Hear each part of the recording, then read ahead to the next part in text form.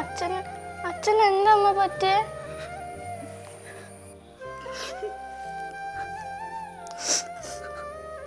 ചിപ്പി മോളെ വന്നേ, അച്ഛൻ ഒരു കഥ പറഞ്ഞേ.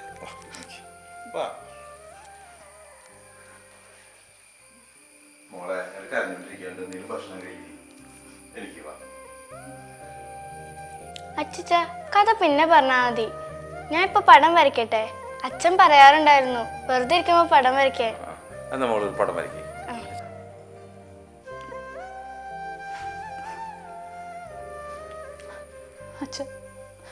എനിക്ക് സഹിക്കാൻ പറ്റണില്ല അച്ഛാ. സഹിക്കാതെ പറ്റില്ലല്ലോ മോളെ. ഈ ജനനവും മരണവും ഒക്കെ നേരത്തെ നിശ്ചയിക്കപ്പെട്ടിട്ടുള്ളതാണ്. മോള് വിഷമിക്കാതിരിക്കും. ഇല്ല അച്ഛാ, ജീവിച്ചിട്ടില്ലേ ഞങ്ങള്, ജീവനുണ്ടായിരുന്നു എന്ന് മാത്രം.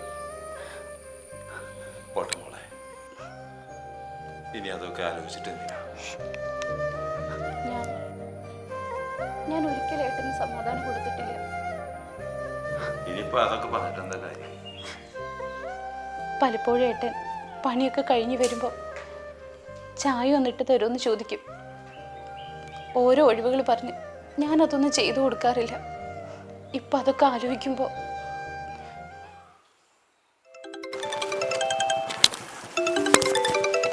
നിങ്ങൾക്ക് എന്താ ഇത്ര തിരക്ക്? എടി എന്താ കാര്യം പറ നീ. ഞാൻ വിളിച്ച ഫോൺ എടുക്കാൻ നിങ്ങൾക്ക് എന്താ ഇത്ര ബുദ്ധിമുട്ട്? എടി ഞാൻ വീട്ടിൽ നിന്ന് ഇറങ്ങിയിട്ട് 1/2 മണിക്കൂറല്ലായുള്ളൂ. ആ അതിനെന്താ? അതിനിടയ്ക്ക് 3 പ്രാവശ്യമായി നീ വിളിക്കണേടുന്നു. ഓരോ ആവശ്യങ്ങൾക്ക് നിങ്ങളല്ലാതെ പിന്നെ ഞാൻ ആരെ വിളിക്കേണ്ടത്?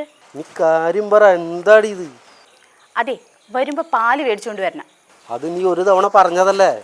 അതെ, പാലും വാങ്ങണം പപ്പടവും വാങ്ങണം. ഇപ്പൊ നോക്കിയപ്പോ പപ്പടവും ഇല്ല. പപ്പടവും ഇല്ലാണ്ട് മോള് ഭക്ഷണം കഴിക്കില്ല. അതൊക്കെ വാങ്ങാ.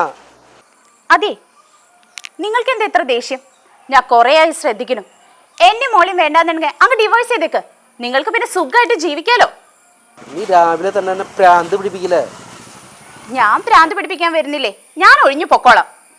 എന്റെ പൊന്നെ, സോറി. ആ സോറി, നിങ്ങൾക്കറിയാം നിങ്ങളുടെ ഭാഗത്ത് തെറ്റുന്ന, അതുകൊണ്ടാണ് നിങ്ങൾ സോറി പറയുന്നത്. ആ ശരി, നീ ഇങ്ങനെ വിളിച്ചോണ്ടിരുന്നാലേ വണ്ടി വല്ല ആക്സിഡന്റ് ആവും. ആ ശരി എന്നാ.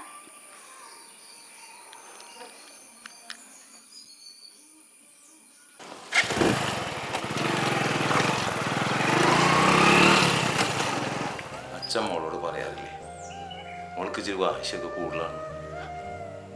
സാരില്ല മോളെ, ഇത്തിരി വാശിയും വഴക്കൊക്കെ ആയിട്ട് ജീവിതം തീർത്തു. സാരില്ല. നമുക്ക് വേണ്ടപ്പെട്ട ആരോടെങ്കിലും വലിയ ദേഷ്യമോ വെറുപ്പോ തോന്നുമ്പോൾ അവർ മരിച്ചുപോയതായിട്ടാണ് ചിന്തിക്കുക. എന്നിട്ട് നമ്മൾ പുറകോട്ട് നടക്കുക. അവർ ഒരുമിച്ചിരുന്ന നിമിഷങ്ങൾ ആ സ്ഥലത്ത് നമ്മൾ ഒറ്റയ്ക്ക് ഇരിക്കുന്നത് പോലെ മനസ്സിൽ കാണും.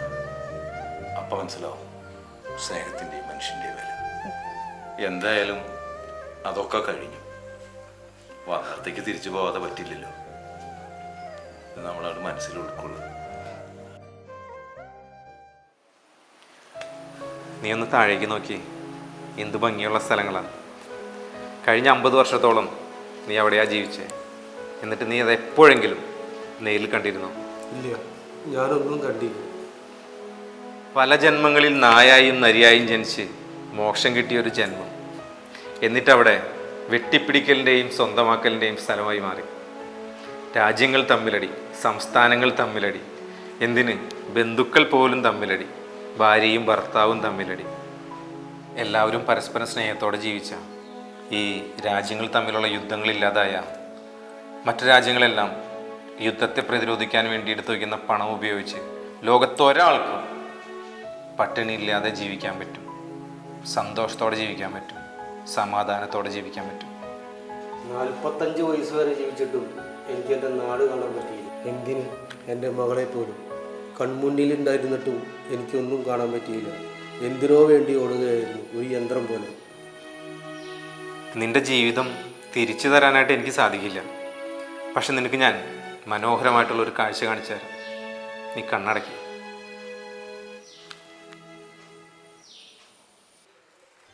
മോളെ പടം വരച്ച? എനിക്ക് പടം വരയ്ക്കാൻ പറ്റില്ല അച്ഛാ. പിന്നെ ഇതിന്റെ പേപ്പറിൽ വേണമുണ്ടല്ലോ.